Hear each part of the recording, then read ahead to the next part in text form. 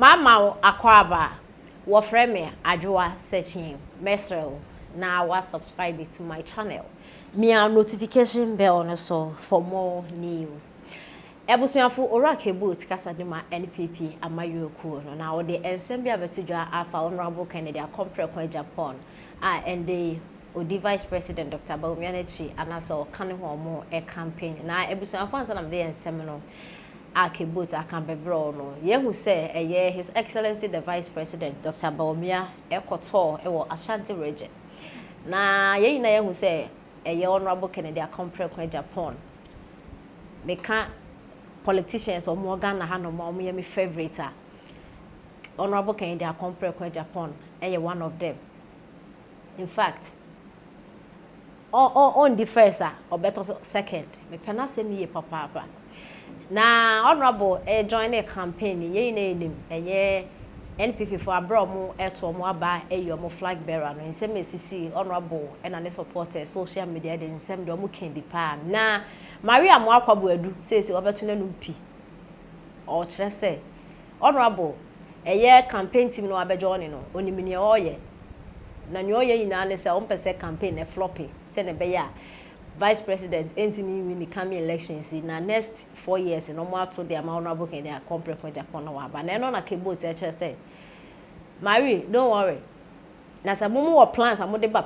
honorable dey aba party ni mu banka obokra no omo atutu omo na yie ansa na honorable eba because after elections enyeme bi asisi na nsem bia honorable kekan no wanka so mo ya aware that anti Mary don't worry na ebusuafo personally I feel shy for honorable Kennedy akomprekwa Japan seriously. Se me kasa me mpe honorable na sema me me dada na me di intro. Eye elections ya na e kosumiye manka honorable enwini but ohwe na ne ohwe de na aye kona NPP fulfill say Vice President Dr. Baumia no betimi break it nti no mo de ne ba enye se bia omo time honorable personally na me ya but election ne koso during election no after election no ensem esisi ensem honorable kan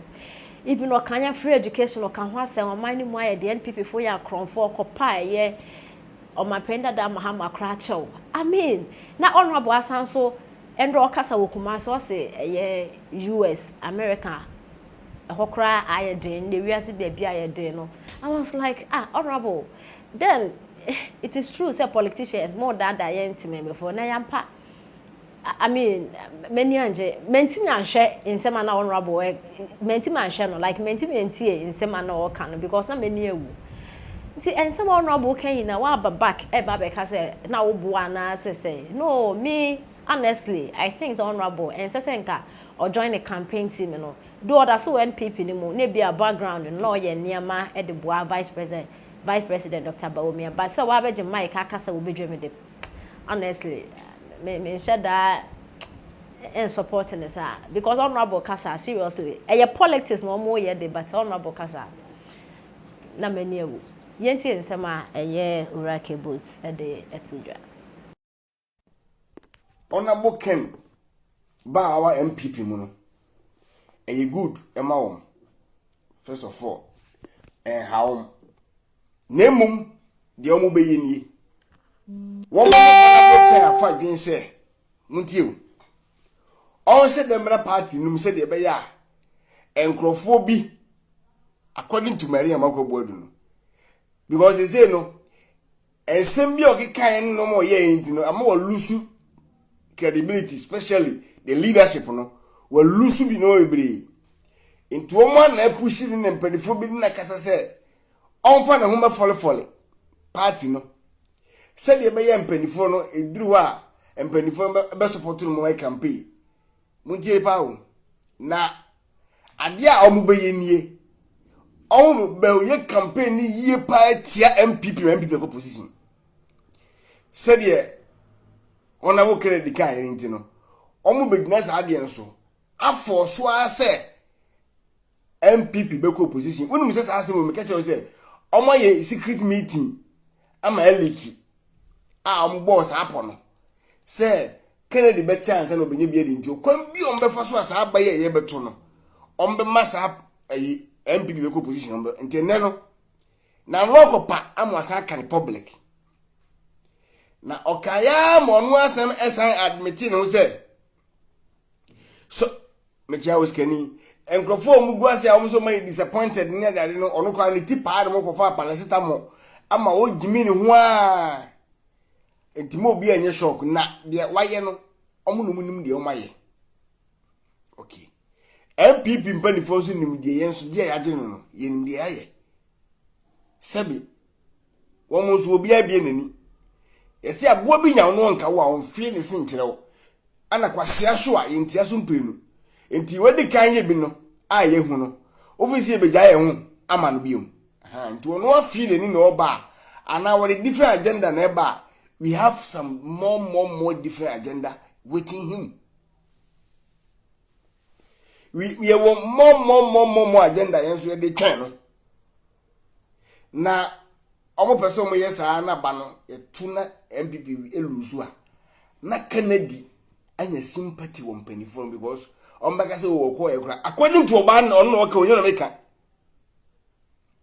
e basa ombaka se o ye to oba ni ekura no okọ e wasa benti mo me fema no na wetimenya tumi no abelidi NPP party no meanwhile mo amotimo platform so say NPP eya kronfo free education eya useless mo si say party na mo pese obelidi no oba no belidi a party na dane a police for ayesem yakọ police aba ama si say adwena sesa krono nimbi mu ana asem sebe na sa asem na o kan say mo twen say party ni be ko position na Kennedy aba na o de ho ba yesa de be ya obenya nkrofo no delegate na to bariti an so mo wukra foforo youth na san bewrem obi ni wa nani ache o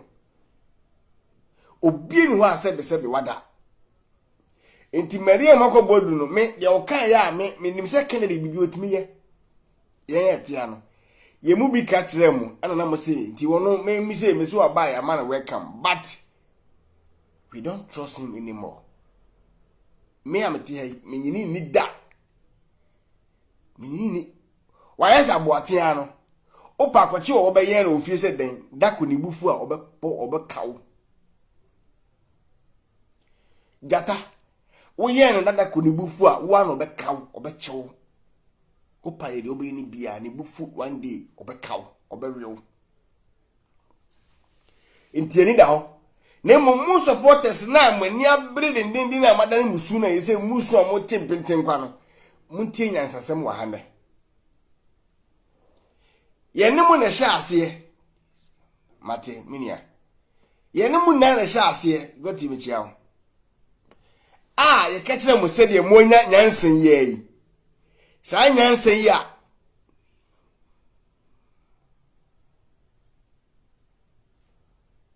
okay mate sa nyansen yi mo nyan mo se afere mafasa adwene se Kennedy me support party no na wanya sa sympathy no omodima aye no ye to aba November 4 wie ya betena ha no ya medi Kennedy atemu ye na me betena ha bo na baso se minkasa mfa ne ho bi mu da wa mo anwo hwema tim na mbehu e be ka se minkana se mbim because that day na me wa crash post stadium me ne Kennedy Japan me and you nie me jina ho bi na o make his statement no ma eto makoma so itimikase me minkasa amama mtia ne bi mu da na mo supporters no mo create or how they am papa no ye ka kire mo say mo na mo create problem etebe ya se mo se mo de mo support MPP ni bi na mo nwe campaign mo step aside ma mo nkasa mo bi enka hwe na mo nyimani na mo ntana na nka mo nhwe de e rekoso mo se mo ntia se ana mo firi ase ye fensen kwa bohoro ana tikelengele ana ataya aya tinjwa hima ana muka mu na bom na wo fira se mo be discipline MPP because MPP and to aba Kennedy meanwhile ni para na grass post stadium minnie no nie